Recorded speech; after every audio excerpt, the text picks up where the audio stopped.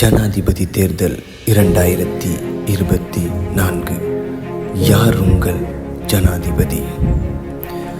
நாட்டின் தலைவிதியை மாற்றும் ஜனாதிபதி யார்?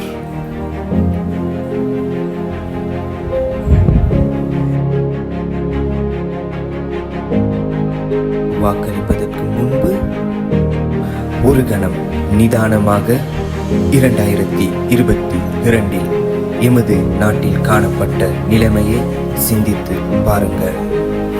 2022 போன்ற நிலைமை மீண்டும் எமது நாட்டிற்கு வரக்கூடாது. எமது நாட்டை காப்பாற்றும் பொறுப்பு உங்கள் கைகளிலே. சிறந்த தலைவரை தேர்ந்தெடுப்போம்.